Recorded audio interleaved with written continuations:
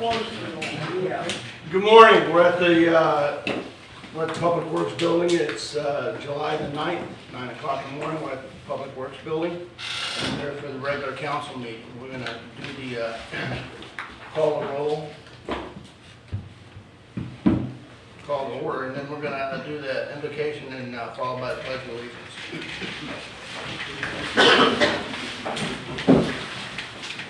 Father, we thank you for your blessings. We come once again just asking you to be with us, asking you to help us to make decisions, Lord, that are pleasing you. And Lord, you know what's best for us. We acknowledge you in all our ways.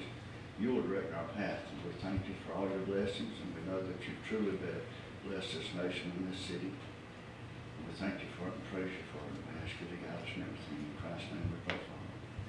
Amen. Pledge allegiance to the flag of the United States of America, and to the republic for which it stands, one nation, under God, indivisible, with liberty and justice for all. Thank you, Tammy. Call the roll, please. Mayor Wolf. Here. Mr. Smith. Here. Ms. Hamilton. Here. Mr. Adams. Here. Mr. Linderman. Here.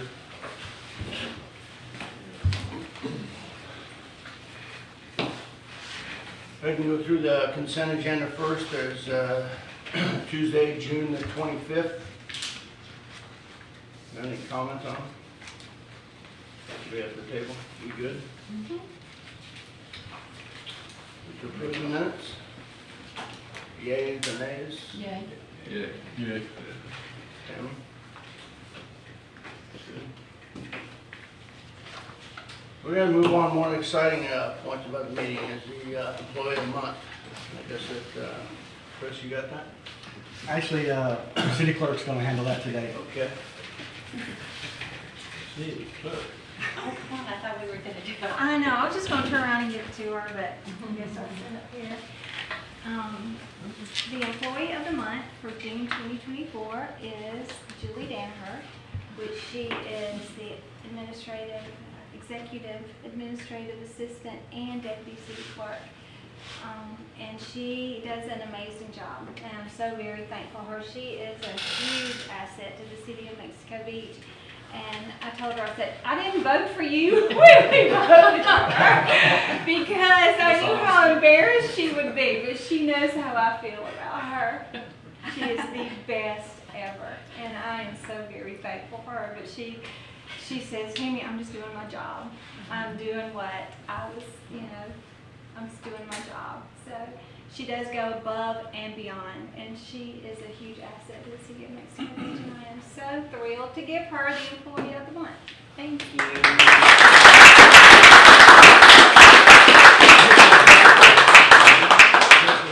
Somebody's got to give thank you. Okay. Thank you. No speech, thank you. Okay, this was, We're gonna take a picture, hold on. Go back to put it. There we go. Thank you very much. okay, Ms. Linda Hamilton. The Special Events Committee, which is the committee that heads up all the activities leading up to the 4th of July fireworks, they work diligently all year long. Joy Hutchinson has been on that committee for about 11 years. Kimberly Shoup does a lot of the behind-the-scenes work, and Wally Petty also does a lot of behind-the-scenes work, but so do some of our employees. And so we thought it would be a good idea to present them with some certificates of appreciation. They also go above and beyond and work many, many hours. And the first one is for Tommy Davis.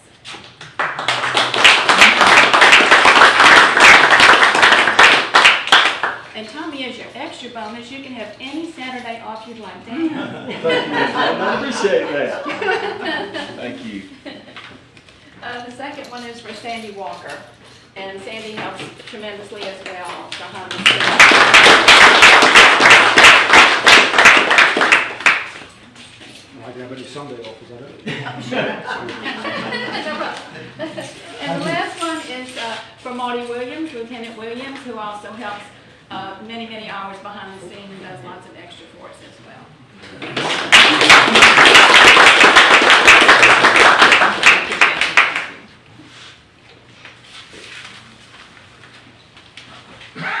Thank the special events for that. I appreciate it. Okay, we're gonna go ahead and move on to planning and zoning, and I guess this hearing is for the variance request. It's also a quasi judicial hearing, so I think we need to probably swear some people in. Yes, sir.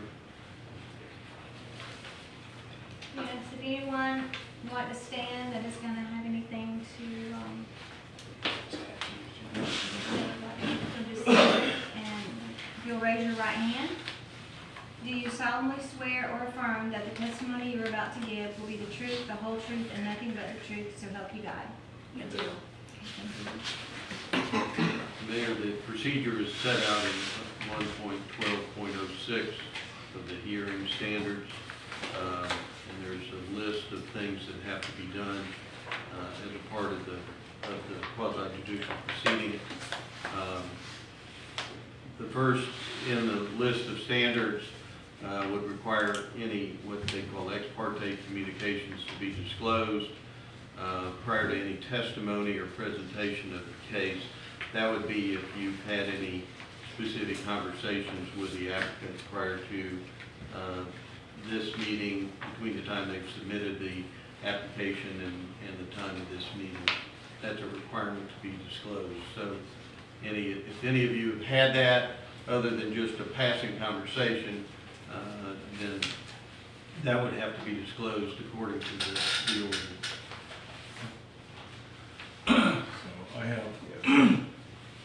No, I've spoken with Mr. Childs briefly in reference to this question. Any I've spoken to Lance, and that's it. I've spoken to Mr. Childs briefly when they got the survey of what was actually going on, and then spoken to Lance just about his process of bringing it here. I think Laura too, I talked to Laura too, Lance and Laura.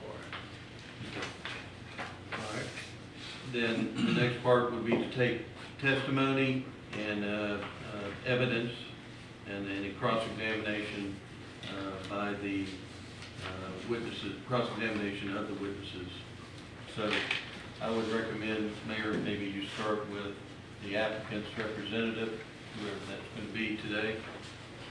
Okay, if you're ready, who's gonna start, Lance or Laura? Either one. Which?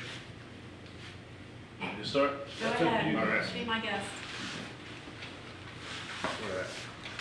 So I'm Lance Watson, Southeastern Consulting Engineers. I'm here on behalf of my client to request a variance for a setback variance. And there may be some folks that weren't in the workshop, so for anybody that wasn't here for that, just kind of how we got here. Once the property was surveyed, we noticed that there was 1,628 square feet of city roadway for business center on the parcel. And so what that does is, well, one, there's municipal roadway on private property, but also, and as George mentioned in the workshop, although this is going to be a smaller grocery store, as is the plan, and but originally, when he originally looked at the property, he was willing to go smaller to around 12,000 square feet, which is what the property would allow for 90% impervious based on the land development regulations. But then when we got the survey and realized that there was 1,628 square feet of roadway on property, then that kind of impeded into the buildable area and also the impervious area. So now, even with this variance, we would still only be around just over 10,000 square feet, 10,053 square feet. And so the variance is being requested so that we can at least get that, at least get 10,000 square feet for a grocery store to make it a reasonable and feasible grocery store to serve the city, which the city definitely needs. So that's kind of how we got here. So we're requesting a northwest and south setback variance, and the site plan that was submitted with the application shows the footprint. It also, on the last page, it's colored, it's got purple and green on it. The green is the, on there. The green is the portion that, that 1,600 square feet, the city roadway and sidewalk. But the site plan shows the building footprint that's proposed for the variance. And it shows a setback of 1.3 feet on the north property line and 3.2 feet on the western property line to the closest portion, and 9.7 feet on the south. And the 9.7 feet is, that's with the current property line. So with the site plan, so what we would be asking for when you guys vote on this is approval or consideration based on the submittal and the site plan that was included. And the intent is for that footprint to be constructed. However, we know that a condition, which should also be considered in the motion, the condition of this variance is that the applicant deeds that portion that includes the roadway and the sidewalk to the city, and understanding that this site plan that was included as part of the package is the overall final intent. That 9.7 feet will not be 9.7 feet whenever that property is deeded to the city. It's 9.7 feet in the current state, but following the same site plan, the same footprint that was submitted submitted and advertised with the submittal. That's the intent. So that 9.7 feet is based off the current property line, and I just want to make it clear that once that's deeded to the city, that won't be 9.7 feet, but it will match the site plan that was included with the submittal and in the package as a variance that was advertised. So I think that's it for now. I know you guys might have questions. If anybody has any questions for me, and George is also here, George Duran. And we all know George owns the Piggly Wiggly in St. Joe, and his intent is to build a grocery store here to serve Mexico Beach. So if you have any questions for me or George, either one of us be happy to answer. Last meeting, I think you mentioned something about some pavers, that the Durans would pay for half and the city the other half. So, yes, ma'am. So what we've done, and this is another thing that should be included in the motion, in the variance request, there was originally a request to go above the 90% impervious area, and that's because of the city sidewalk that's on the property and the sidewalk that was proposed on the left side of the building that would in the future be proposed.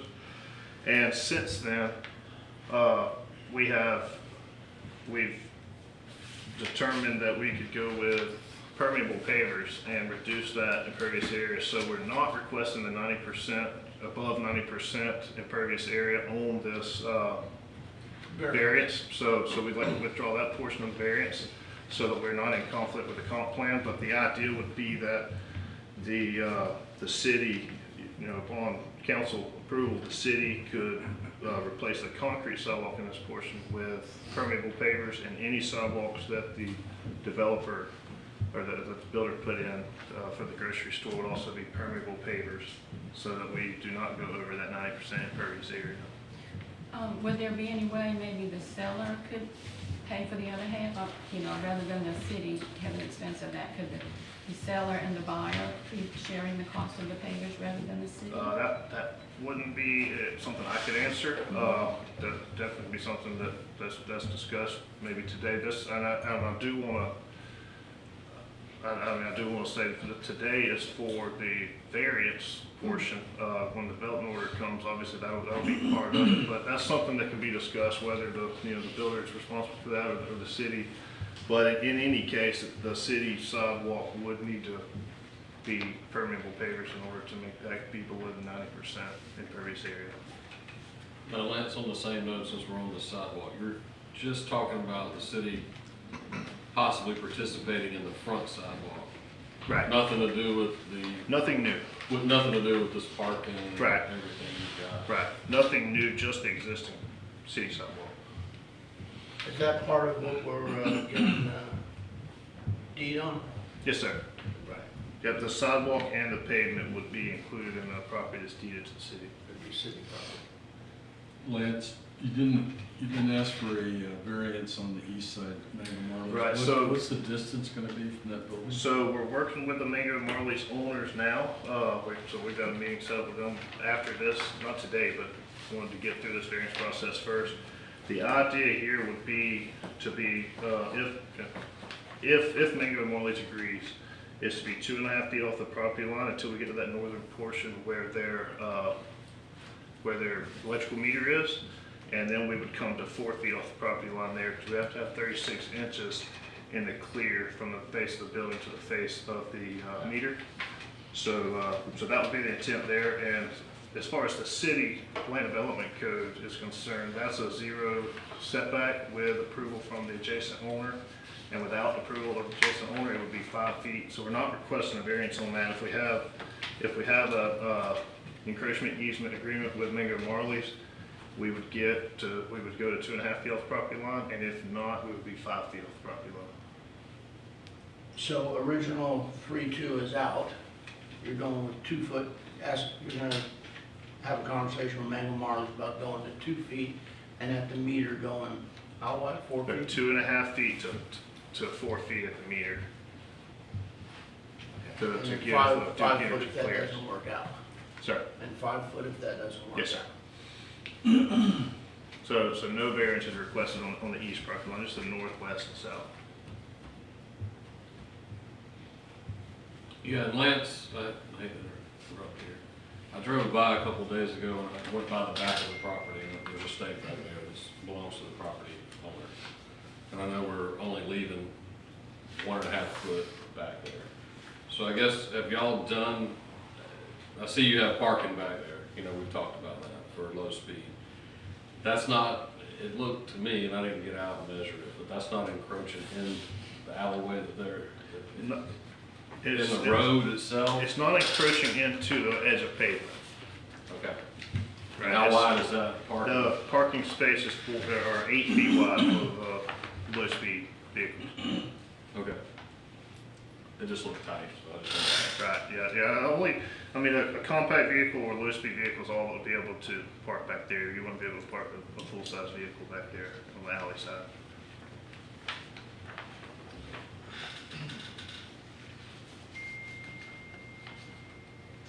People exiting and parking anyway would be leaving from the south side of the building anyways, to the front side of the building. Right, and that's why we added that sidewalk on the west side. So we originally, just to maximize square footage, we're going to request to encroach more on the western property line.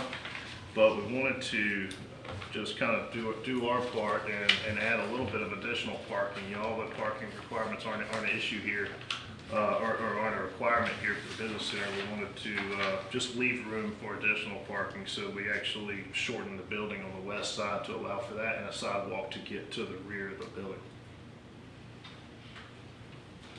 Any other questions for Lance? Laura, you have some comments? I do.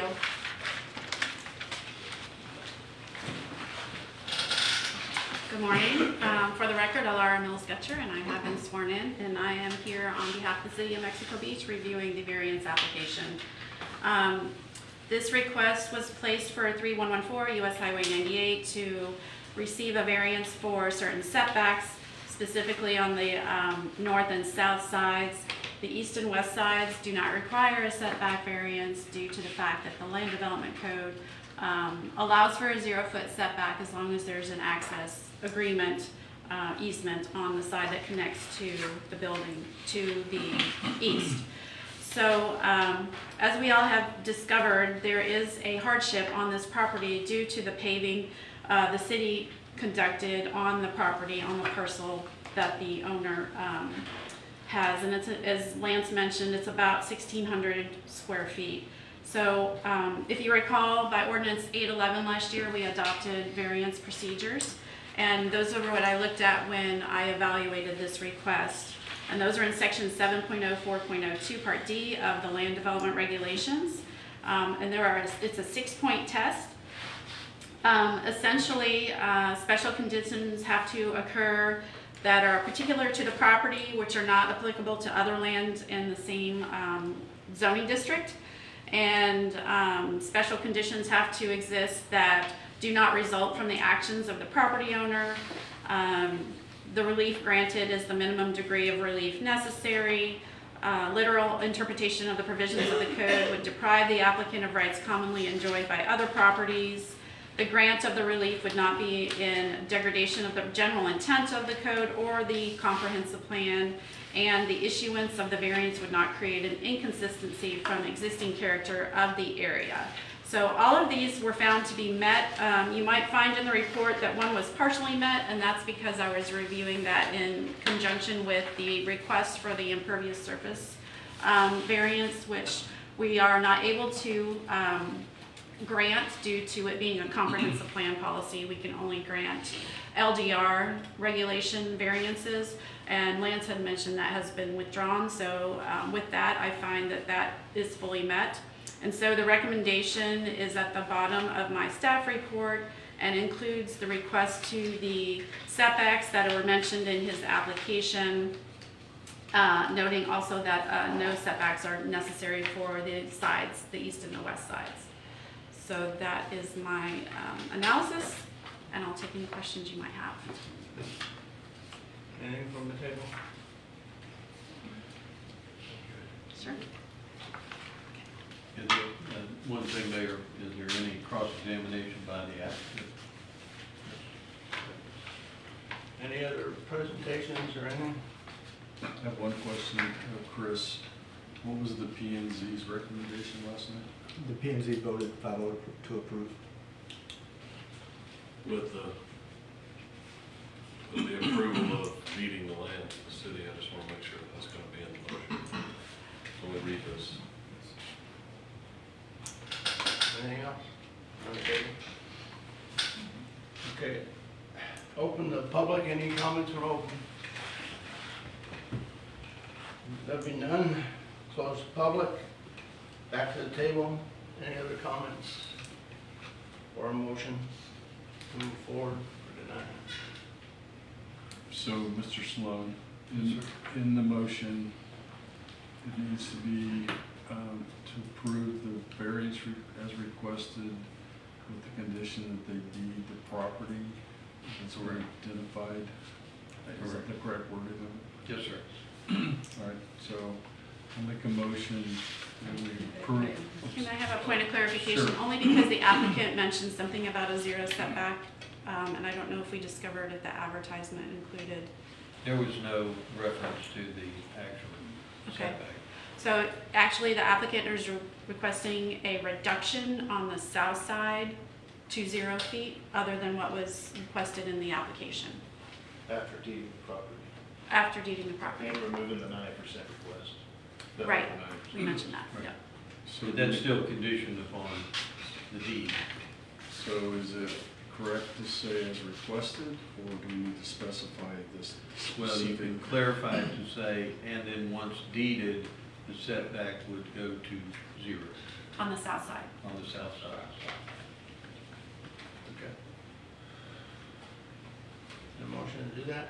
So I'll make the motion that we approve the variance as requested with the condition that once the property that's Deed it over. be deeded over South side. south side and approve their request for 0 setback on the south side. I'll second the motion. Tammy, take a roll. Oh, I'm sorry. Oh, Lance, hold you on, have- just you 2 have- seconds. Oh, sorry. Okay, good. I just want to make sure. We're closed, we're at the table. Is there something that we're missing or? Yes, sir. Okay. Accept the variance as requested, and what was requested in the original variance was to exceed 90%, and I just want to make sure we have a motion, that's withdrawn. So it's as requested with not including the requester to go above 90% impervious.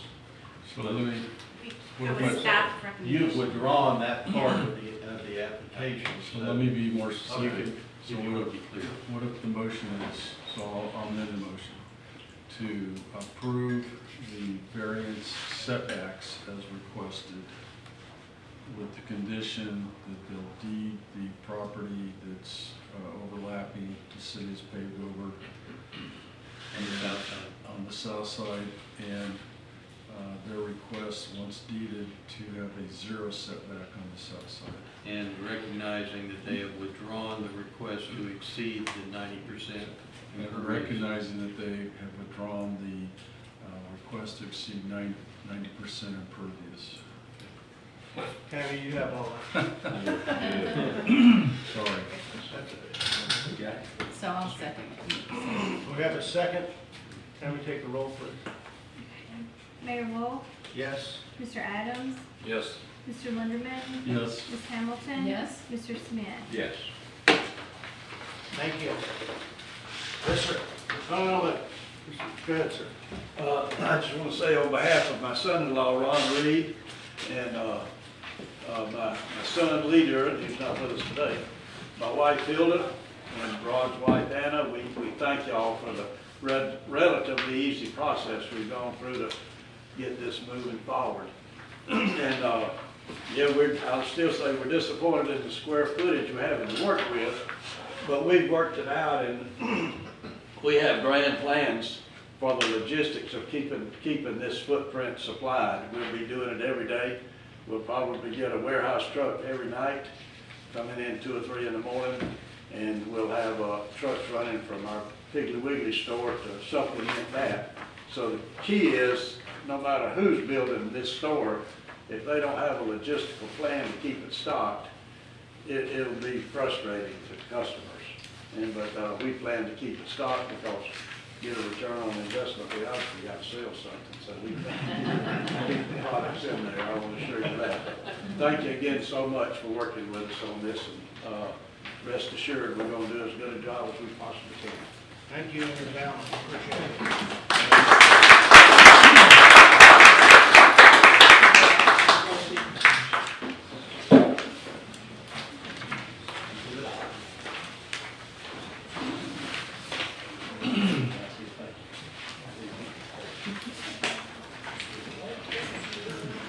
Move on here real quick, I just want to move some papers.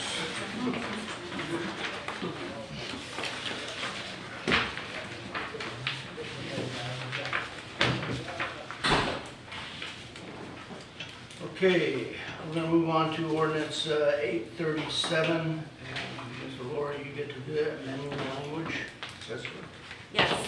So, as you recall, at the last meeting in June, this item was before you to amend the section in the Land Development Regulations, Article 2, regarding accessory uses and structures, including the table 2.02.02, which listed accessory uses, and amending the subsequent sections to better define accessory uses versus accessory structures.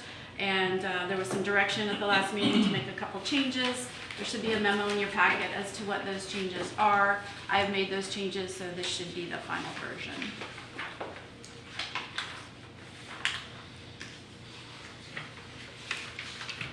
Any questions from the table after going through any of these? It's basically the things we asked her to do. Under section 204, in reference to the setbacks being 5 feet, previously read, but now reads, is it still 5 feet? It's, a lot of different words there, but is it? Yes, it's So- 5 feet if the setback in the zoning district is 0, like in commercial.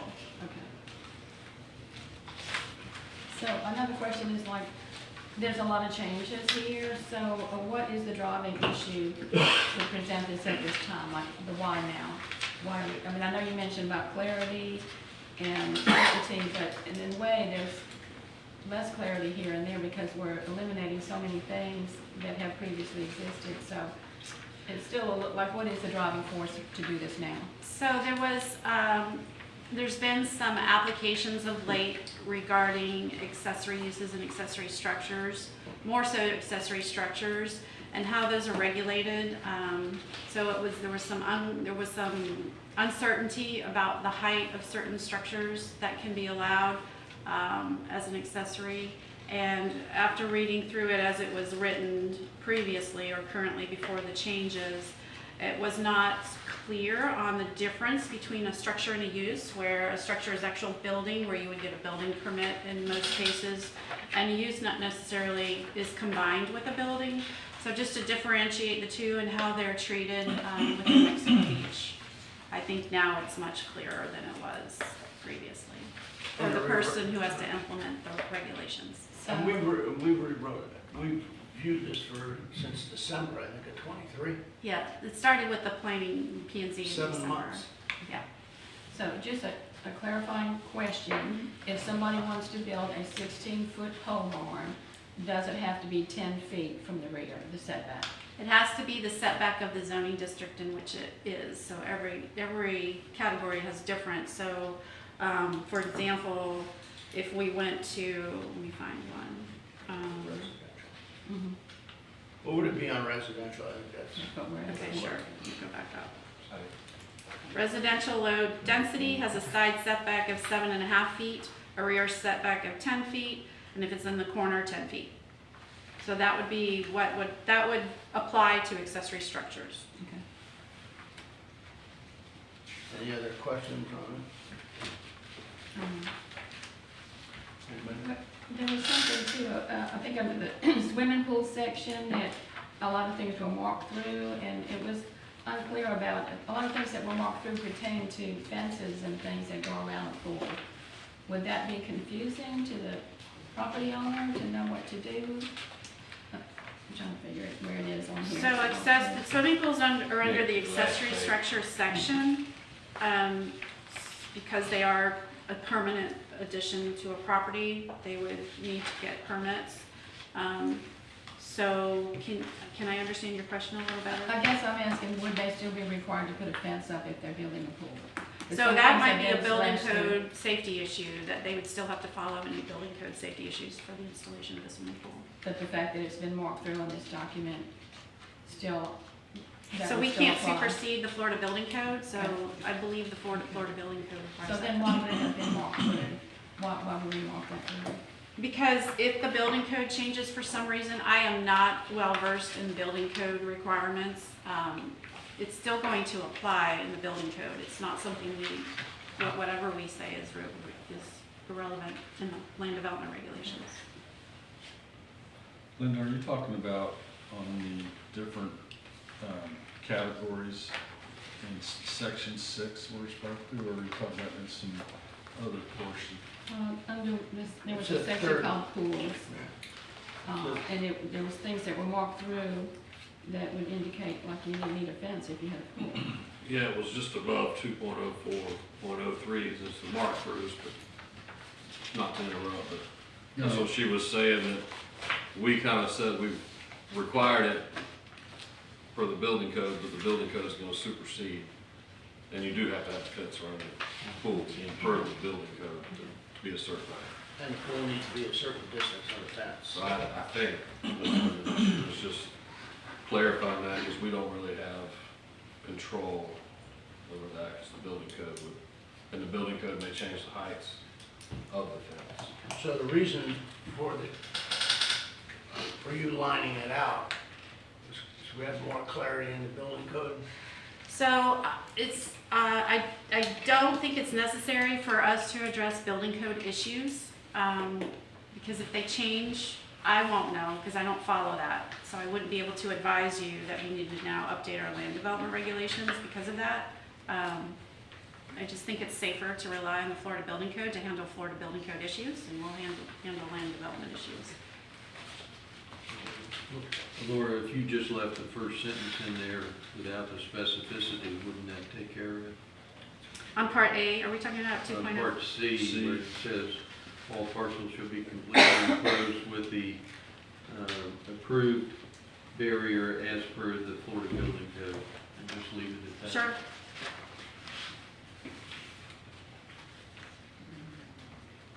So that one sentence would take care of the concern. Put that back, not strike it, in other words. I'd be okay with that. Anything else? No, also marked through was the no overhead electrical power lines. Like, why is that marked through as well? Again, it's not something that we can control. It's a utility issue. Why do you think it was put in this document originally? I didn't write the original document, so I couldn't I mean, it must have served some Testify. purpose, perhaps. Report it was I think they just might have pulled Too the late. Hamilton from the building code, because you cannot put power lines over a pool, and somehow it got near But I don't- over we into don't- our alley. we don't- Yeah, but we don't regulate. We don't regulate the location of utility lines. We don't have that jurisdiction. Any other suggestions or questions, input? Can you go on 205.02, home occupations, where it's talking about, it sounds like businesses and that they would need a business permit, like are we changing something there that, like tell me Is the it part, purpose? are you on part B? Yeah, mm-hmm.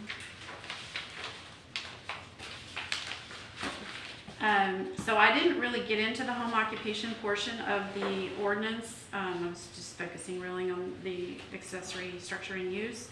So if the city is not issuing occupational licenses, then, I mean, we need to discuss that for when we update the LDRs in the future. There's a lot of things that need more examination.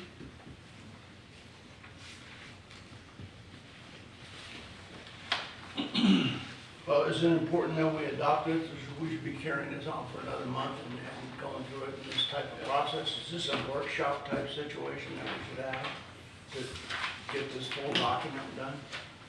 I think it's fine the way it is for the purposes of today and now. We are going to be hopefully updating the land development regulations starting in the next fiscal year. So we'll have a lot of opportunity to go through line by line at that point. So we can adopt this right now and still make changes? Later, absolutely, yes. And we can adopt it with taking out that one strike through the attorney, Yes. and we can move on. Yes. So the motion would be to approve the second reading with the changes, including moving the strike through and. On that, first sentence of section, 2.04.02 Would that be the motion? C. 'Cause this would be the second reading. you'd have to have a second reading, and then if you choose to adopt it, it would have the same motion, only saying adoption instead Would of, it be two motions or one? you have to have two motions. First, you'd have the second reading, and then you'd have to have a motion to adopt. Okay.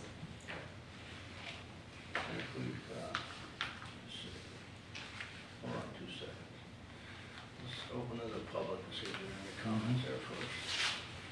Do you have any comment on this 837 from the public at all before we move on? Yes, ma'am?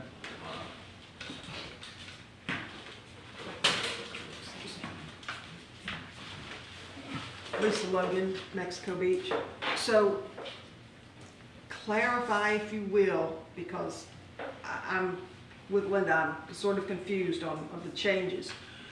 I'm concerned with the residential districts. The pole barns and garages can go to 16 feet and other accessory structures are limited to 12. Is that correct? Or that is, or, that's. That is the way I Yeah, read it. yes. Okay, if a pole barn is enclosed after it's built, it ceases to be a pole barn. Is there any criteria for controlling the pole barns after someone comes in and changes its structure and use? You mean making it into a residence? Or anything else, because if you enclose a pole barn and make it as, it becomes a storage unit, then you've got a 16-foot tall storage unit, which, as someone pointed out in the last meeting, that's as tall as most of our houses in our residential section. And I just wonder, we're going to have a whole lot of pole barns going up, and they're all going to be enclosed in the residential section. So, you know, it's something that could be easily fixed, in my opinion, if you just say pole barns are to remain open-sided structures. Put that in there. The pole barn is a pole barn. I think it fell, I'm sorry to interrupt. No, go but ahead. It kind of fell under the same as the detached, because I mean, if you put a detached garage there, you're allowed to enclose it. So, same, you know, if you put a pole barn, that's kind of when we address those. It's kind of, because a lot of people are enclosed, you know. but Excuse me? A lot of people will enclose them, but it will be the same as a detached garage enclosed, the way I see it. The only protection we have is that they can't change it into a residence. That's basically about it. Either one of them. Once it's enclosed, you're not gonna know. So you need to put something else in there because the residential section over where most of us live is gonna turn into a forest of pole barns. Thank you. Any other comments from the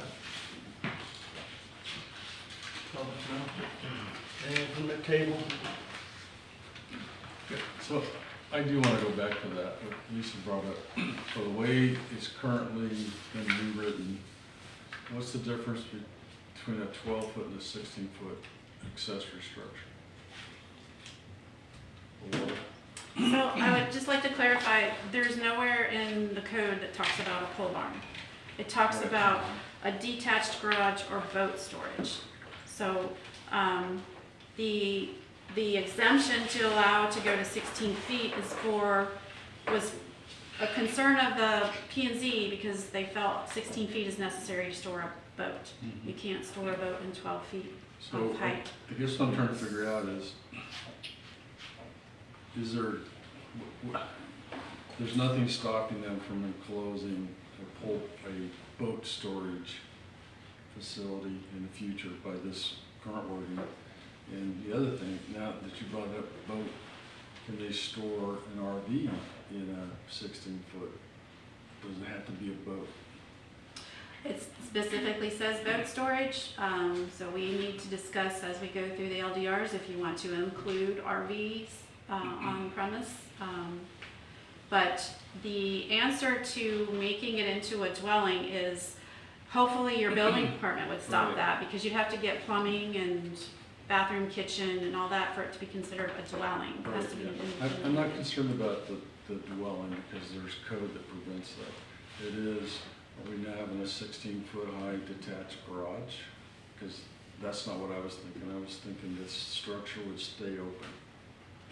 And I do understand, there is a difference between a 16-foot building enclosed and what we'll call a pole barn. It just feels different when it's next to you. So is that something we really need to think more about? That, I think Lisa brought up a good point, I'm concerned about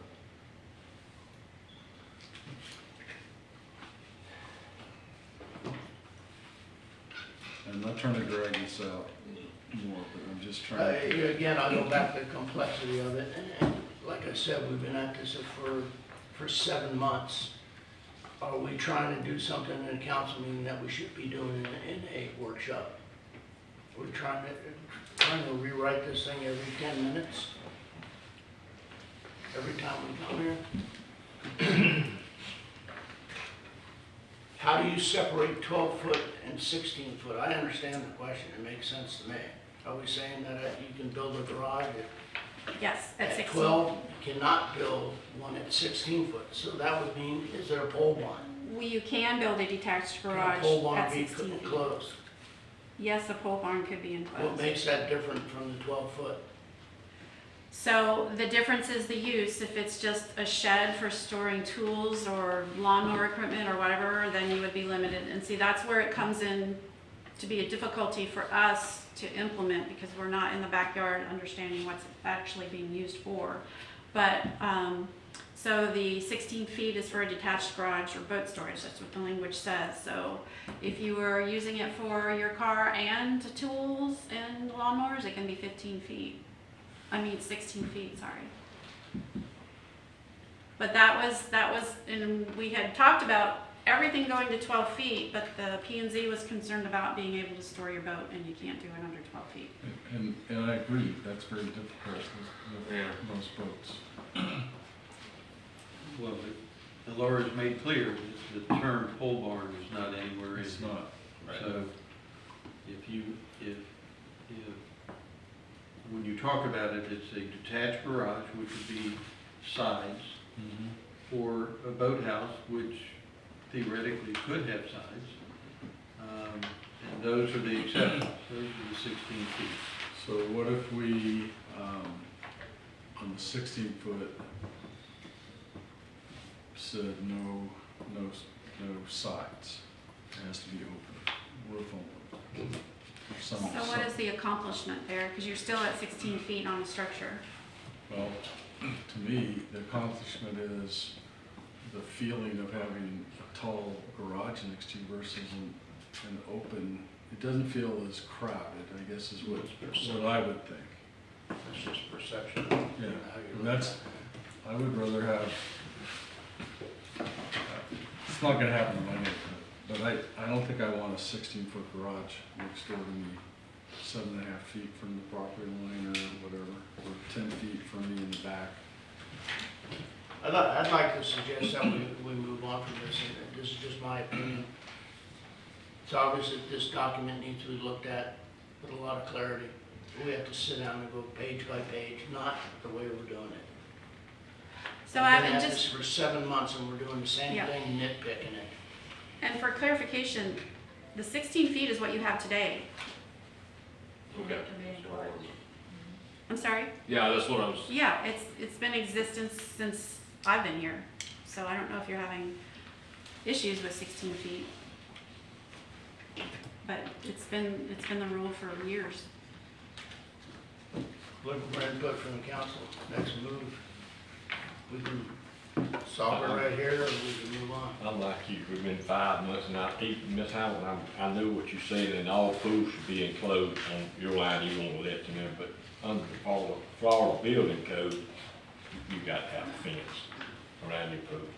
And for you, Mr. Lindeman, if you have a boat and you want to park up under a shelter, a pole barn, anything, you put that boat up under a building to be protected by the sun and from the rain. And you worry about sides going on it so they can, you must not, shouldn't want a pole barn there.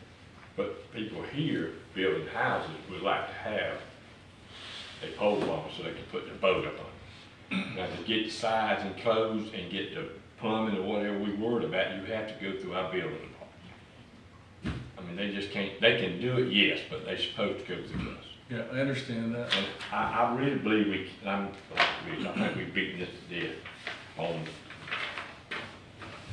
this little thing and this little thing and workshop and a law or question.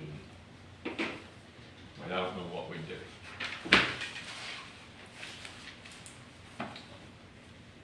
We take a motion to move on from here and schedule something to address this along. yeah, we're all just down to this height thing, and we have talked about it.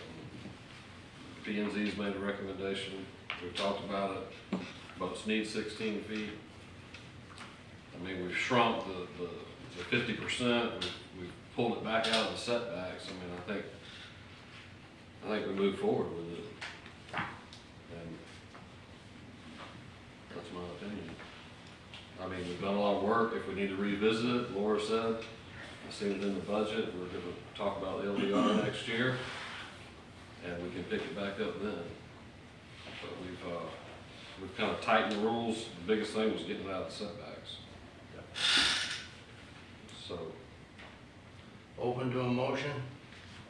I'd like to make a motion that we have the second reading of the ordinance to adopt the changes to the land development code regarding language pertaining to accessory structures, uses and structures in sections 2.02.02, 2.04, and 2.05. I say. Just for clarification, does that include the addition of the sentence or not? And we will include the addition of a sentence to leave the sentence in there, and 2.04.02, section C, that all pools shall be completely enclosed with an approved barrier as per the Florida Building Code. Do we have a second?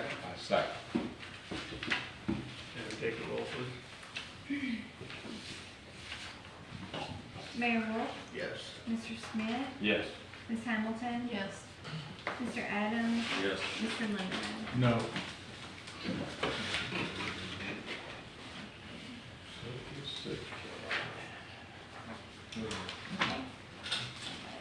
You got it? You have to read that? Yes, sir. Ordinance 837, an ordinance of the City of Mexico Beach, Florida, amending the Land Development Code to modify section 2.02.02, 2.04.00, and 2.05.00 to amend language pertaining to accessory structures and accessory uses, providing for codification, providing for a repealer, providing for severability, and providing for an effect. We would need a motion to adopt either with or without that sentence. That motion to adopt that with that sentence or without? Yes. Make a motion to adopt this. With. Do we have a second? I'll second. Can you take the roll, please? Okay. Mayor Wolf, Yes. Mr. Smith, Yes. Ms. Hamilton, Yes. Mr. Adams, Yes. Mr. Linderman. No. Okay. Moving on to ordinance 838, proposed amendment to the sign. Mayor and council, after last night's planning and zoning board meeting, we were provided some additional information. And after speaking with the attorney following the meeting, I'd like to withdraw that from the agenda. Okay. You got it later or withdraw completely? Withdraw it for this time. It may come back, it may not. The attorney and I are going to have to discuss that issue. Okay. So be it.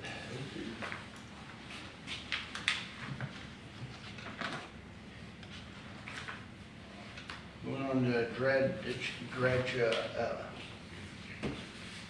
bid, the auction. Mayor and council, we did not receive any bids for the dredge, so we're going to need to re-advertise that.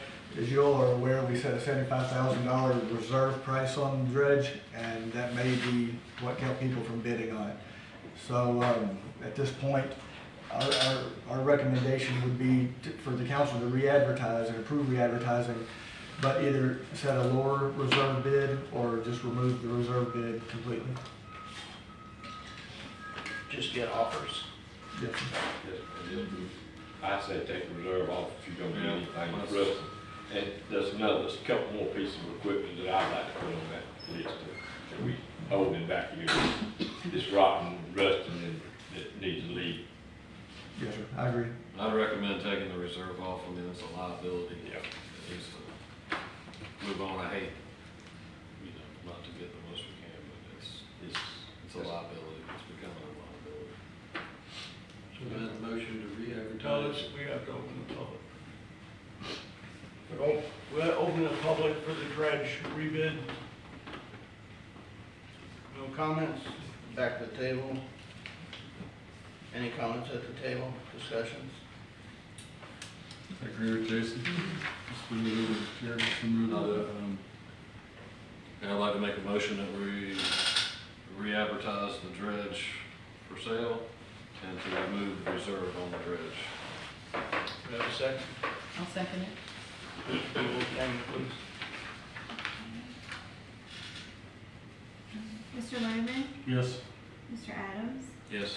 Ms. Hamilton, Yes. Mr. Smith, Yes. Mayor Wolf. Yes. Moving on to grants, CPI and UCF. Mr. Lindeman, updaters on that? Yeah, so I just wanted to, quickly go over two grants that I've discussed before. And I don't need a vote, but I'd just like to know that you're in agreement with this. Chris has put them in the recommended budget we'll be looking at. And I ask that because the Urban Community Forest Grant is due on July 19th. So it's gonna take a lot of work. And if you're not interested in it, I'd rather not put the time into it. And that would propose to apply for a $75,000 grant next year that would be a 50-50, so it would require another $75,000 or in kind. It includes irrigation monies, it includes in-kind support for watering the trees for several months. We could do in-planting. So I'm guessing we might have a commitment of about $40,000 with our in-kind support. And that would be looking at trees on Florida Avenue in the center there. Under the palms, the two ends, there've been no trees planted there, and possibly on Joe Drive on both sides or either side of some kind. Now, as we look at this, we can modify those locations if we need to, but that would be the initial application that I would recommend. January, city in the Public Works Department is going to do the grant writing. I'll assist her with that as much as I can, but that's one I'd recommend. And so we would be looking at budgeting $75,000 worst case. The second grant is the Coastal Partnership Initiative Grant. And this is one we got last year for the kayak launch dock. I would reapply for another grant and use this to help with the beach walkovers. As you can see, there's like, what was it, 13 or 14 wooden walkovers right now that go to the base of the dunes. They're all on the east part of town, off of 98. And with the dune restoration, you're gonna have another 20 plus feet of dune to cross over. Currently, you have to walk over the dune. I would recommend applying for this grant and using it to extend those walkovers from the base of the dune on the highway side across the dune to help protect the dunes and to make it easier access to get across. And this is $60,000 matching, so give us $120,000. And we can look at matching how much work that we can do ourselves if we're able. And so again, I just kind of want a head nod that that's worth going for, that we're not going to spend all that work writing that grant and then have you change your mind. I'm not saying we might disapprove it in the budget, we'll take it out, but before we do all the work, I just kind of want to make sure we're headed the right direction. That's it. So one of them is a 75,000, 50/50, and the other one's a 60,000, 50/50, correct.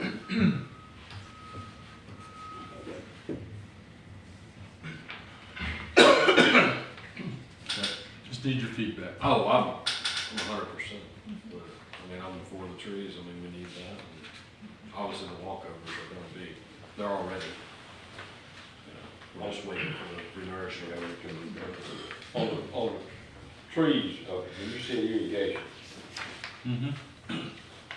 So in that grant, there's, you're allowed a certain percentage for irrigation. So of the, I think the 75,000 is for trees from the grant, and then we can use a portion of our in-kind for irrigation, for planting the trees, watering the trees for a certain period of time. But I can't remember, Jared, I think there's some irrigation that you can use for the 75,000 that you get in the grant, but I think it's like 5% or something. It's not a lot. But it would allow us probably enough to put irrigation under the palms and maybe in Florida Avenue. We have to look at that, or we can put it where. But I would recommend we do irrigation. What this doesn't provide, it's only trees, and there have to be pretty healthy sized trees, a lot of regulations.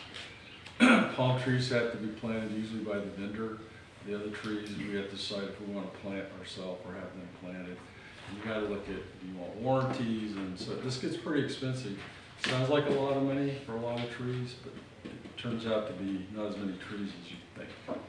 So, Tim, you said the 75, I mean, the grant, as far as the trees go, you're saying it's just for purchasing. We're responsible for getting them in the ground, or can we use that money? You can to use this money. pay somebody to get them in the Yeah, ground? you can use this money for, and it's divided, the percentage you can use, and I don't remember what it is, but for buying trees, for planting them, and for some irrigation, and then we could hire somebody to maintain the trees. You know, there's like a 3-month period where they have to be established.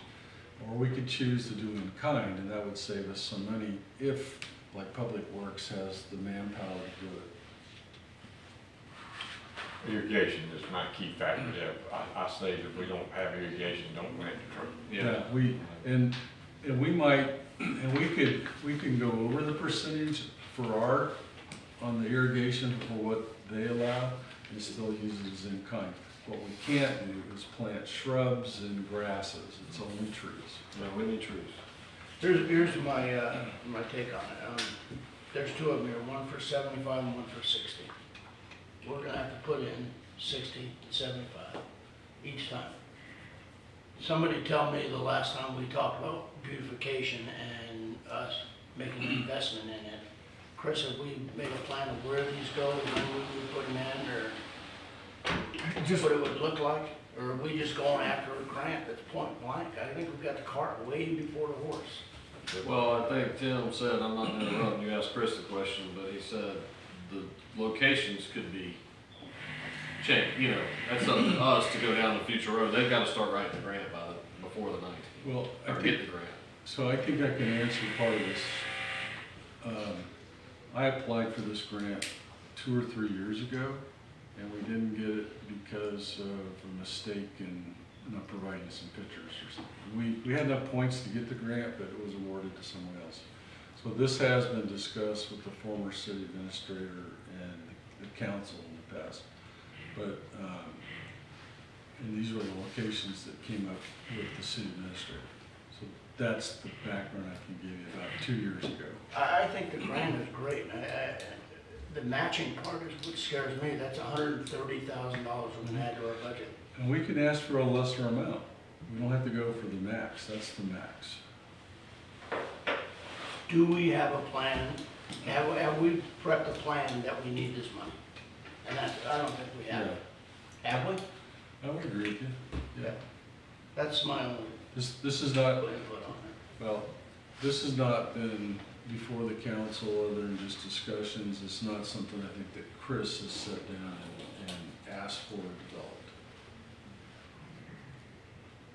But your plan was the trees to be planted from Florida, Joe Drive, and a mile, 18 a mile. That's what you said. Yeah, and so, let me give you a few more details on this, so you make it clear.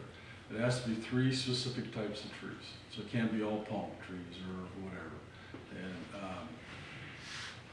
And there are other areas. I've talked to Chris about Parker Park, but he's not ready to commit to where to put trees there yet because it's still working on what's going to go into design. There aren't a lot of other public areas. This has to go in public areas, so along roadways or parks. So I'm not sure where else you would put these trees that would be suitable. So that's why these were recommended locations.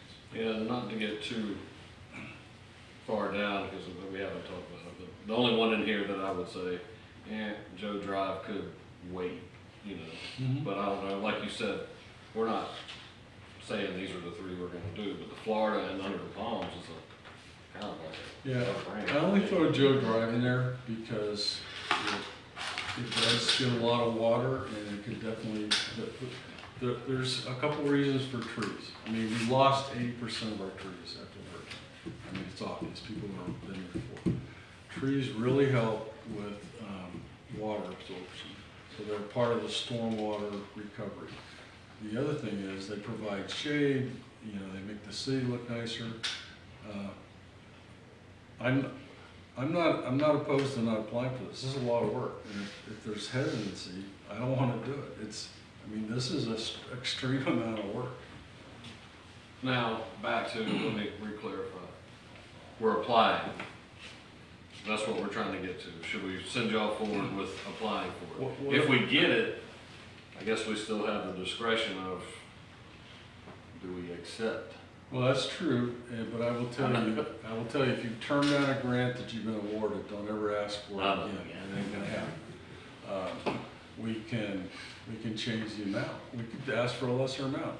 We could just look at going under the palms. That's probably the place that would need it the most, because those 2 end portions in Under the Palms Park there was nothing put into them. It was all the centers where the trees went with the FEMA grant and all the equipment. And honestly, if you guys want to wait till next year, I'm happy. I mean, July 19th is coming on us really close. The other grant, I would recommend we go for it. It's not due for a couple more months. we have time. But I don't see any other funding to help with those walkovers, or if you're happy with the walkovers being 20, 30 feet from where it stops at the dune, that's gonna be allowed. I can tell you right now, the CDC has no plans or in their budget to help us with that at this point. Well, personally, I'm on board with both of them, and I think if you go for them, you should go for the max, but I'm But- only but I- one person. Yeah, but I understand the mayor's concern, that we haven't talked about this. Chris hasn't presented a plan for this. These were locations I looked at a couple of years ago, working with the current city administrator, looking at where we could put public trees. These are public trees. This is different than the tree giveaway that we do every year. So, I really don't want to take a ton of your time for this. Yeah, no, I don't think, again, you know, if I go down there by 15 trees, I know where I'm gonna plant them in my yard. Mhm. What's the difference? This is Well, a city, we wanna make sure things are going in the right place and gonna help us long term, and I think we have to get the cart before the horse here. Yeah. Make a plan, and if it came up last year and it came up this year, it's gonna come up next year. I would just say, there aren't a lot of other places that publicly put trees at this point. We have trees we're not ready to put them at Park to Park. That would be the other location I would recommend, or possibly down at the boat ramp, but I think they just put some trees down there. So, it's up to you Boat guys. ramp. Yeah, along the sides there, Jerry, not in the boat ramp. You don't need some more trees in Jerry and Lee's botanical garden? We need some of it. My point right here, and I don't think we own Joe Drive. We don't own Joe Okay, and then Florida Avenue, if you're gonna put them between the road, that's not big enough for a tree. You have them flowers to the ornamental this thing. So, And red was going in, and they sort of bushed out on it. So So I'll all tell you- you got is the two ends of Maryland there. I would, on Florida Avenue, there were trees there before, I understand they were bushy and had to be trimmed at some point. I would recommend like palm trees in there, so that you have visibility, they're not causing a problem. You want to put trees that are, you're not gonna have to maintain a whole lot, and that's why irrigation is important. And on palm trees, I would recommend you get the warranty. So there's a lot more to this, and I think you guys are ready to go forward with. So, but the whole reason I brought it to you is, I don't wanna have to work on this grant and then have you turn it down, or take it out of the budget. So, it sounds like the tree grant, let's wait till next year and apply. We can apply again later. There are other grants for trees, but I would recommend that I get a head nod on the CPI, the Coastal Partnership Initiative, for the dune walkovers. It's up to you. Well, Chris, what is your opinion on, since you're so active in making the budget out right now, do you think we would, you think we can make it happen with both of these ideas? The money for those is currently in the preliminary budget that I've provided to you. In regards to, I just want to make a correction, and it's not something that we've discussed here publicly, but the last time the mayor and I met with representatives from the St. Joe Company, they are talking about deeding over Joe Drive to us. So that would be a possibility, if we did go for the grant as another location where we could plant trees.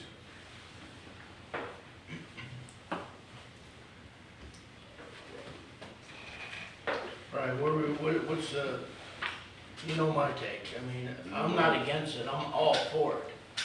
But I'd like to look at some type of design and say, this is where we're gonna place these, and this is what our city's gonna look like when we get done. Yeah.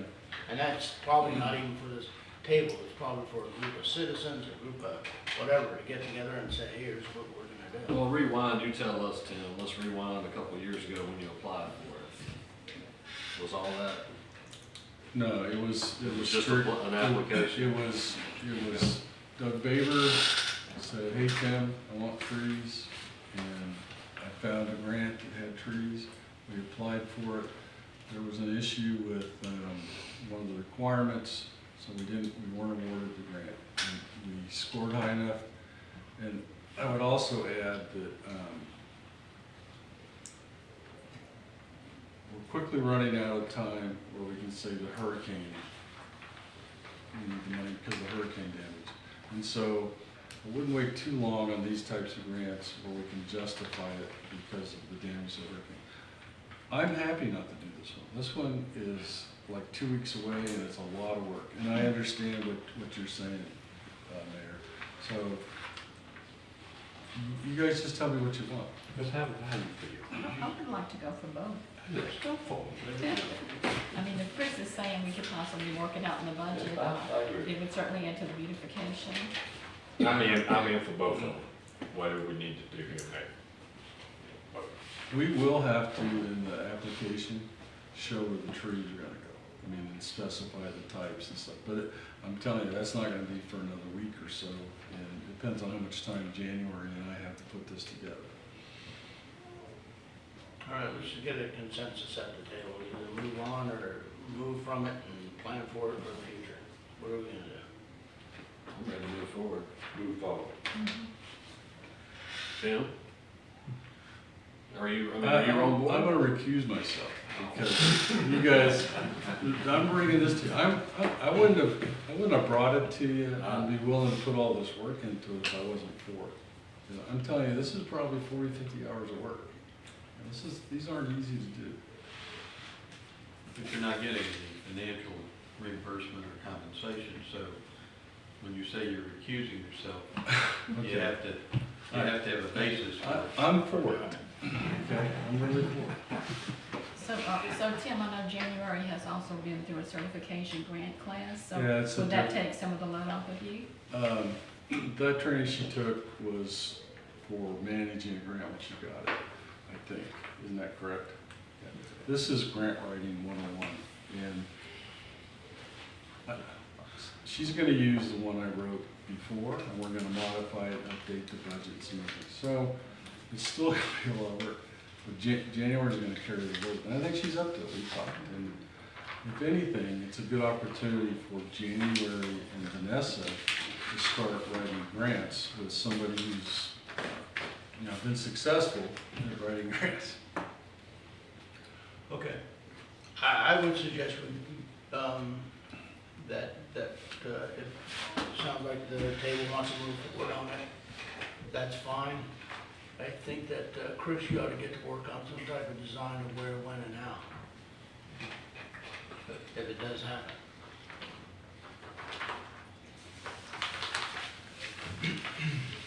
All right, again, I think council-wise, individual council members and myself need to get out, talk to citizens, see what they want, where they'd like to see it.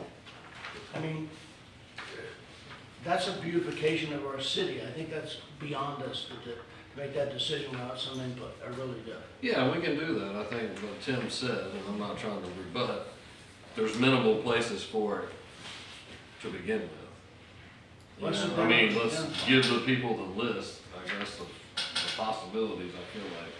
But that's just, like I said, we're just starting the ball rolling. We may not get the grant. Well, he's gonna start working on the grant. Much of it's a design, where, when, and how. And so we need to have another meeting to find out where, when, and how if it happens, Chris. Okay. We need to know where we're gonna put it. Well, and I'll just tell you, you might have missed it. This is due July 19th. I mean, the package, everything. And that's not a lot of time. And I will begin with January on drawings for where this is going to go, because that has to be part of the packet. But if that's part of your We'll get that. requisites for it, to go for it, then I would recommend we don't. I don't think we have time to be, say this the right way, to be held up as you look at it. I'm happy for you to look at it and to get it approved by citizens. This is coming to a head where it has to be done or not done, real quick. Well, therein lies the things that normally crash. Yes. So, but again, I'll just reiterate, the reason I'm bringing it to you is I don't want to do all this work in January, to do all this work. If you're hesitant to do it, or we're gonna do something, if there's a risk of, we're we're gonna design something you don't agree with, and if that's an issue, let's just not do it. I'm happy not to do this. I got other things to do. I go spearfishing this weekend. I think the table already agreed that, we were sold that that's where we want to go, so Okay, start writing. Please. all right. I leave you with one more thing. We're still, to this day, we did a grant for kayaks, and we got that grant approved. You know what our problem is? We can't decide where it's gonna go, so we're still sitting on it. For how many months? You're looking at the wrong guy. That's kind of not in my department. Well, how long's it been? Oh, The it's been a the year and council a half. approved, the council approved where to put it, and we're just waiting on the engineering and all the permitting process. Yeah, I didn't know we had that problem. Yeah. Well, And where is that location? Salt Creek, in the corner of the canal. That's- So So, the ADA. so let me go back. when's that in July? Let me go back, Mayor. I think, I'll just say, the previous council kind of drug their feet on some of these grants. And so Chris has been trying to get this done as fast as he can. And the change in engineering firms, that really slowed this down. So it's in the permitting in stage now, and I think you've talked to the grant provider and they've given you an extension on it, right? But they've offered to, they're gonna send us over the extension paper. Yeah, so it's still in place. I think I saw in the budget, Chris had moved the budget item from this year's budget to next year's because it'll have to be paid for in the year that it occurs. So that will be next year's budget. All right, we're good to move on, move forward. Ready to move financials, Chris? Mayor and council, here's the financial reports. It's like we've, just like I presented in past months. Still have the Parks and Rec highlighted in red because the funds, like I've told you before, the funds for the MBARA Artificial Reef Project come out of there. We haven't been reimbursed by the state yet. Another area that I will highlight for the council and for the citizens is if you look in the current month received, there's a big gap where we show no revenue in the communication services tax, sales tax, gas tax, state revenue sharing. That's where the state was holding our funds due to the fact we hadn't completed our fiscal year 22 revenues yet. We will be getting those revenues back as well as the other reimbursables for grants and projects that we've completed up to this point and submitted to the reimbursables for. So I know I sent everyone the information. The citizens probably aren't aware of that, but we did get the audit completed in time, submitted to the state. The state acknowledged that they received it and removed the stipulation of them holding our monies. So we should be receiving those monies, in the near future.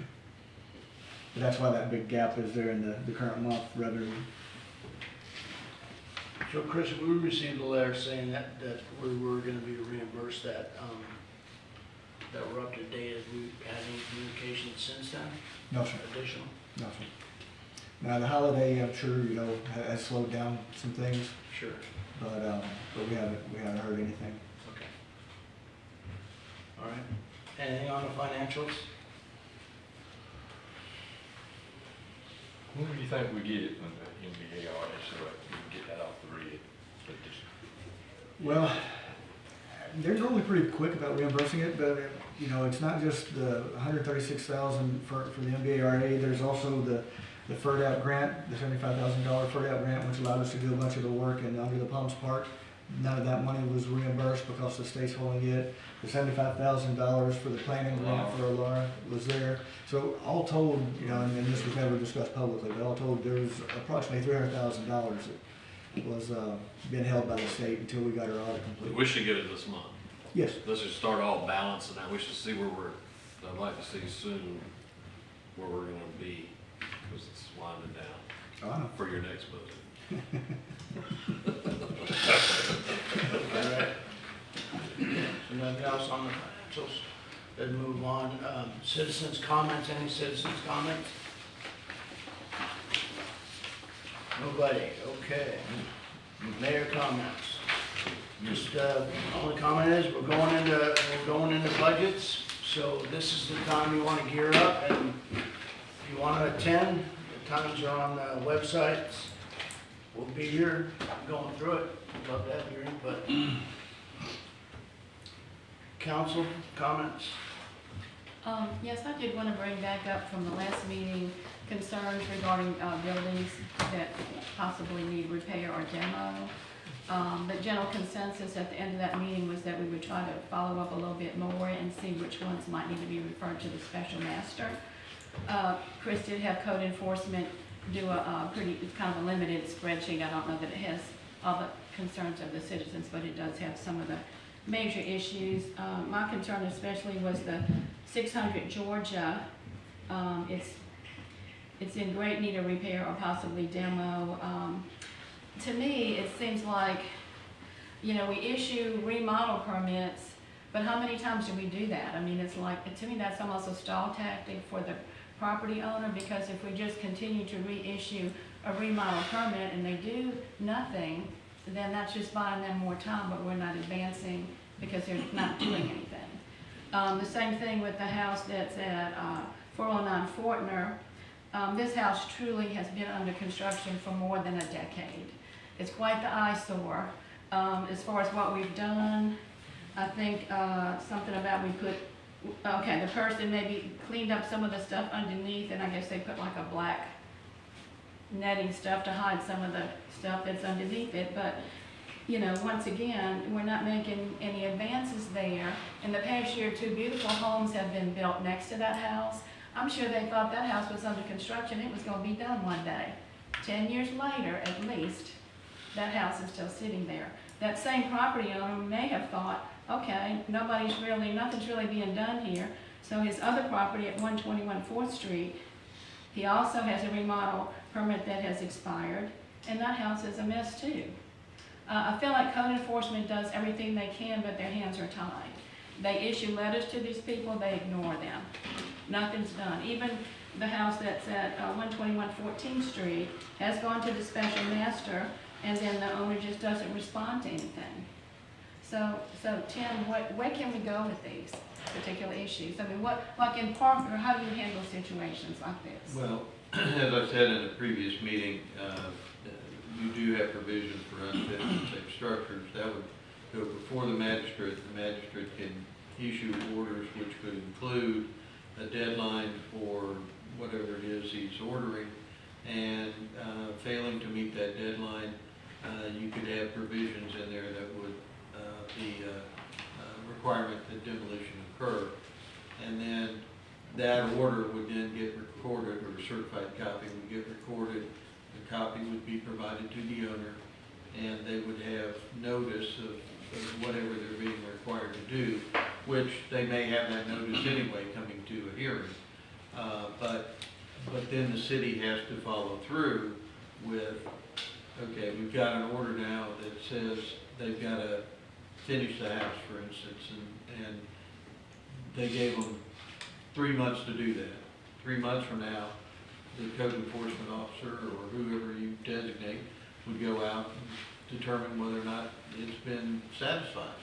And then if it's not, then they bring it to Chris, and Chris determines how he wants to proceed. What I can say is that we've reached out, sent letters to those who have their permits expiring. Mm-hmm. And so we're gonna see what their plans are as far as the remodel permit. And then, I'll talk to them whenever they come in and decide what they're gonna do, if they're gonna try to get a new permit or not. I'll handle that issue. I've instructed the code enforcement officer to contact the special master on a couple of the others and go ahead and get that process going with him. And then on the other house that's on there on 14th Street is one that I'm gonna have to talk to our city attorney about, because they refuse to accept any of our certified letters. Mm-hmm. So we just need to know legally what we can do at that point if we can't get in touch with an owner, all the certified letters come back to us. Because, I don't want to go tear down somebody's house and then, we get sued and put the city at legal jeopardy. And we just need to know how to move forward with that house. Okay, one of the things that we talked about in the last meeting was making a list. So I know that list has been put together, correct? Yes. It hasn't been distributed to anybody. I brought copies here. Okay. Well, we'll go ahead and pass those out, but that's what we're gonna track off of. And I think Chris said the next steps. I think there's some of them we have not contacted the masters yet. It'll be a first time, right? Correct, yes.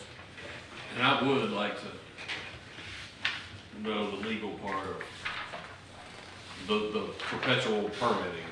You know, when are we allowed to say, no, we're not gonna reissue that remodel permit? I mean, cause that's really where some of this lies. They're playing the system but I mean, it's just gonna be a legal thing. I mean, once we've issued one, I mean, if they go over there and put up a piece of plywood, is that considered working on the property? And then, you know, we're gonna have to, I mean, I don't know what those, even in building, I don't know what those timelines are, but I know we are the ones, our building department issues the permits. Can we, so man, it's been 3 years. I mean, you know, we're not gonna reissue. Are we at legal, are we gonna be in some sort of jeopardy? You want me to respond? Sure. Well, your permit would have an expiration, Yes. and there's no requirement that the city renew the permit unless there is substantial progress being made. That would be determined by city staff. And if their permit expires, then technically at that point in time, they would have to reapply for a new permit. But we can use the word substantial.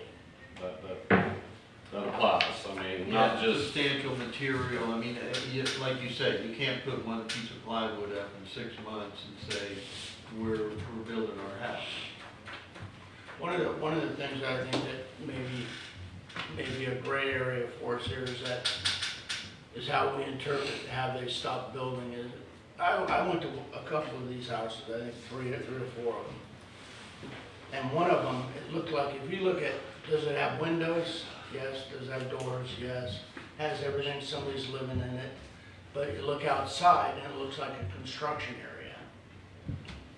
That's more picking it up and cleaning it up than anything. I'm not sure how involved we can get in that. Well, that would potentially be a code offense in and of itself. I'm sure there are provisions in the code that require the cleanliness of the property. Based off of safety or what? Yeah, you'd have safety, you might have vermin, rats and mice and whatnot being attracted to the stuff being left around. Okay. That sort of thing, I mean. Okay, and that's where I think we need to go. We've got the list. Chris has got it, work with Kathy, start going through it. There's 7 on here. There's 7, it's not like 100. It's something we ought to start making some steps forward. yeah, there's a few other ones that should be on here that I know If you know of work other in the ones, system. if you know of other ones, get with Chris, get him a list and see I if did, Kathy can add them. I did send Chris an email with a couple more citizens. It's on the list I just passed around. The On the line new two. list, okay. The one that we can all get our magnifying glasses after. You're spoiled with the budget. That's right. Can't use too much ink, Our right? budget papers are about this big. I did want to go back, okay, the house on Georgia, the 600 one that backs up to a park. Sometimes the doors are left open. Some of the neighbors have had issues with rats, have spent a lot of money because of the rats that are probably moving over. Somebody recently cut the grass, went there yesterday. Right now it looks like some is different heights than others. Who cut the grass? Did we cut the grass? And did we send them a bill? No, the property owners cut the grass. Okay, well, the property owner needs to come and cut again. It's in really big, you know, that's to me the most concerning one because it backs up to a park. Summertime, there's a lot of kids that are going to the pole barn that's very close to that house. And, you know, sometimes that door has been left open. We don't know if people are going in there or not, you know. I mean, this is years this stuff has been going on. This in the house that's the perpetual construction site over a decade of 10 years. I've been here 16 years. I can't remember that house not being under construction, to be honest. Okay, any other council comments? Good, move on. Nothing, sir. Nothing? You're good? I missed fast, I missed you. Uh, I just wanted to thank you for everybody for the 4th of July. You happened to be here, this town was packed, busting at the seams. I think we did a good job with the city employees of keeping up. boat ramp was full, garbage cans were full. You couldn't get out on 98, but welcome to Mexico Beach on the 4th of July. It was really good, and Hubby was here. And we also had 374 participants in the run. Right. That was like double, so that was really nice. Big turnout for the city. And so just for the record, for 18 minutes of fireworks, that was $30,000. So that gives you an idea how we have to work so hard throughout the whole year with the different activities. We were very fortunate with some very generous donations. So, but when watching those fireworks, 30,000, 18 minutes.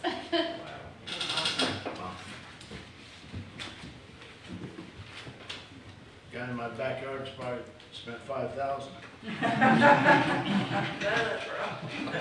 My dog comes in and gives you psychiatric. 10,000. Okay, no comments from the city attorney. City administrator, you have quite a bit you need to. Huh? No, I don't have a lot, but I can get through this pretty quick. We just, as far as utilities are concerned, since we want to get out of here, the only thing I'll highlight on there is, and I can pass these around. Last meeting I did beforehand, but you'll see in the utility department they had 380 rereads this last month.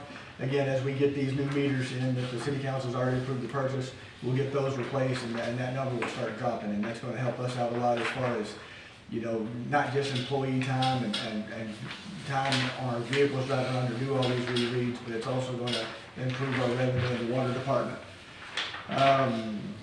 The Public Works Department have done a lot of work just cutting grass, weed eating, setting up for the special events, the Golly Whopper, making sure the city looks nice for all of our visitors that Mr. Smith was just talking about. And they've done a great job. We put the flag up at Parker Park that Ms. Hamilton was interested in doing in all of our parks. And they ran the lights for that, so it's lit at night now. And it looks really, really good if you're out after dark and see that. As far as my report, Julie, can you pull up the slides? There's been some questions and concerns about the water and sewer capacity, primarily just the sewer capacity. And I've got to thank Glenn and Mr. Linderman for really diving into this and putting the data together and looking at everything. Mr. Linderman spent his time and effort in putting these charts together. And so, again, I just want to thank you personally for that, because, you know, I've been busy with other things and didn't have the time to dedicate to it. But if you look at this first slide here on the wastewater, and this is just a projection out for 15 years. On the left-hand side, you can see the vacant lots of 808. Copies for the. No, I didn't bring copies in for everybody. It's behind you. But I'll provide everybody copies in their box after this meeting is over with. But the 818 residential vacant lots, Mr. Lindeman requested this information from the tax assessor, property appraiser's office, and went through the spreadsheet and got this to put together. So vacant lots 818, vacant lots commercial 55. You can see there the developments with DOs are partially complete. But looking at this, just projected out for 15 years, calculating the daily uses of 75% of 250 gallons per day. Our LDR says 250 gallons per day. We calculated it at 75% for our use, because you're never going to use water and then return 100% of that water as wastewater. People drink it, it gets used for irrigation purposes. Kids are playing, out with water hoses and different, water slides, inflatable water slides this time of year, but there's a lot of water being utilized that's not returned in sewer. So even calculating this at 75%, looking out into the future, we're not going to hit our 80% daily average until 2032, and then full capacity of 100% until 2039. So several years down the road, we've got a lot of time to plan, ahead for any issues that we may have. Again, these are all projections, just using 75% of the 250 gallons, which the LDR specifies. The second slide, Julie. Yep. So, water, we really don't have a issue with water. We have over 1 million gallons of capacity right now. We've not hit that. I know Mr. Glenn told me that on July the 4th, which is our busiest day of the year, we did utilize 700,000 gallons of water here in town. So, that's the busiest day of the year. We get to go over 1 million gallons. And you can look at the chart there, projecting it out at the full 250 gallons per day. We never once go over 1 million gallons per day in usage. So, looking at these projections, there's no current capacity concerns. Any concerns would be in the future. What I can tell you from working at City Hall is that construction is slowing down. Projects which have already been approved, Mr. Lindeman brought up the fact that there's a project that was approved over 10 years ago. It's not going anywhere. It's obviously not going to go anywhere if it's been over 10 years. One of the projects that was recently approved during my time here, it's my understanding that it's been put to the side now just because of building costs and high interest rates and the fact that there's not as much selling now. It's not financially feasible to move forward with that project. So, and I think we're going to see that as we move forward, that construction and development is going to slow down considerably over the next few years. So, I added a slide to this, and this is my personal real world example here. What you're looking at here on this slide, this is the page 2 of the information which the tax assessor sends to us and how they appraise our properties and what we use to calculate our ad valorem revenue. You can see there the total parcels or accounts, 2,649, and then there's a list underneath that of homesteaded properties, non-homesteaded properties, certain residential, non-residential properties, and then disabled veterans homestead discount. Now, you can't think of this as parcels. A lot of times whenever we're talking about taxes and ad valorem, we talk about parcels. This can be parcels or accounts. And so what an account is where someone may own 2 or 3 or 4 or even more parcels, but it's all together and under one tax bill. So you can see the numbers there, and I made some quick notes before the meeting. When you look at what's in Mexico Beach now, you can assume that those are residential homes, the things that are highlighted, the 383, 158, 65, and 5. You can assume that those are homes. The 65 is probably some of the commercial. Then we've got 10 condos here in town. We've got 3 hotels. We've got an assortment of commercial properties. But when you look at what is still available out there and what is, going to be developed, even going with Mr. Linderman's number of the 818 vacant residential properties and the 55 vacant commercial lots, over the last 12 months, our city has used approximately 37% of our sewer capacity over the last 12 months. I mentioned at one of the other meetings where our high last year was July, where we used a little over 45%. The low month was August, where we used a little over 28%. But for the 12 months, the last 12 months, we've averaged 37% usage.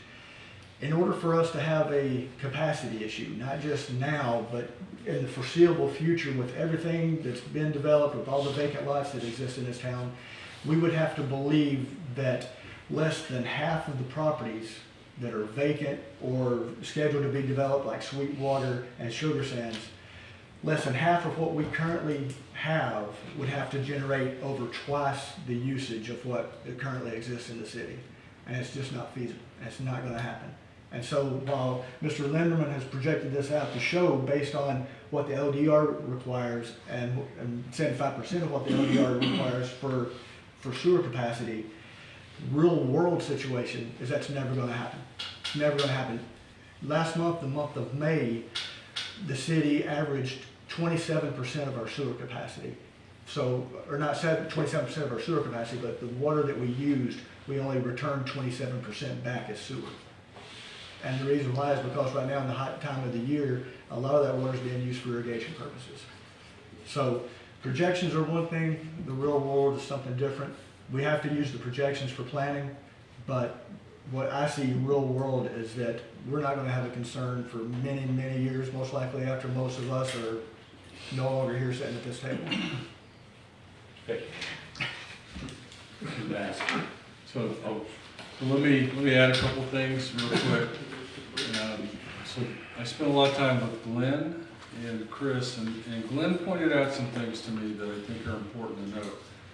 Interestingly enough, in 2017 or 18, we actually increased our allotment by 150,000 gallons. And we may have briefly needed that. We were at 323,000 gallons at the time of day.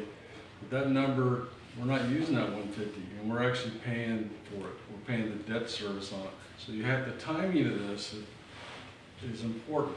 So it's important to watch this, the actual capacity requirements, but not to go get additional capacity too soon. It'll just raise your water bill immensely. The other thing that Glenn has noted is he credits this to the repairs of the sewer lines with the FEMA repairs. We have less water intrusions and less stormwater intrusions.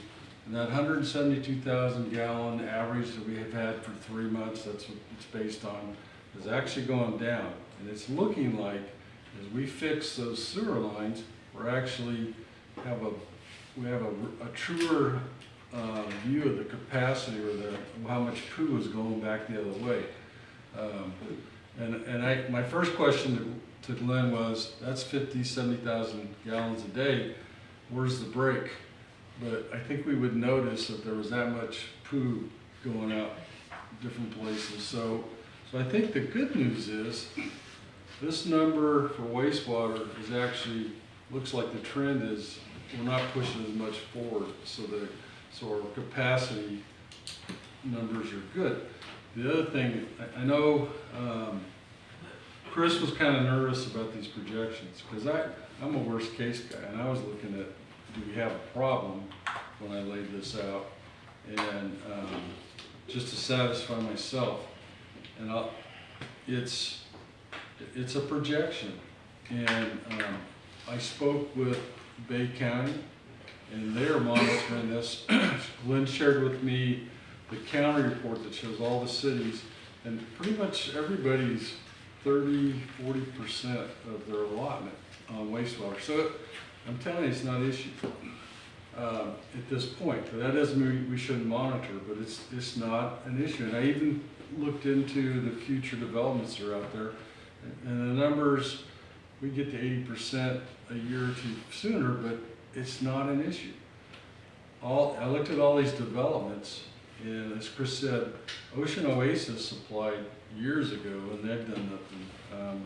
What we refer to as Doug's dirt pile sounds like it's on hold. And so, as I think the real estate market has slowed down, so has the development.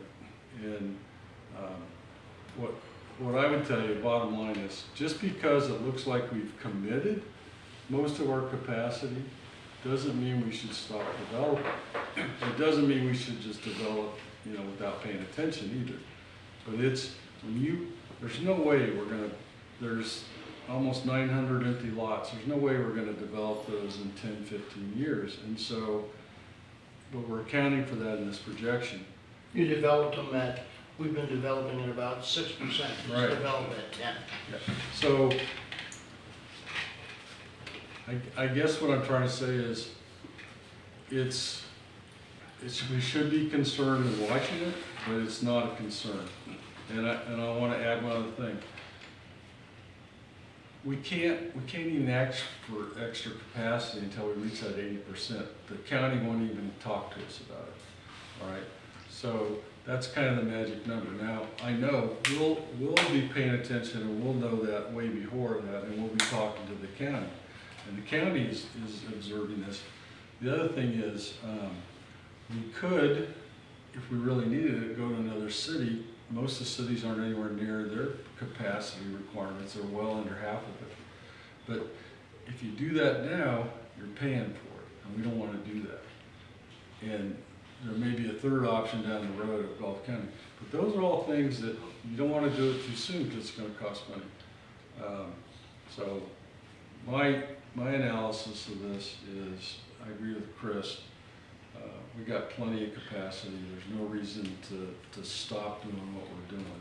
But we do, as everybody in the county, we just need to keep an eye on it. Yeah, and the key thing to hold during this process and going through it and gathering information and talking to different people is we have to adopt a tracking system, and this tracking system will work in the long run for us to be able to make the right decisions, rather than getting to a lot of comments and then everybody puts data together and then we say yes or no, we're okay. This is tracking so that we could build the future and know what's gonna happen going forward, rather than making hasty decisions. And I'm not saying, I'm not saying in 2017 they made a hasty decision, but I will tell you that 150,000 gallons were bought and they have not been even close to being used yet. And we paid for all that.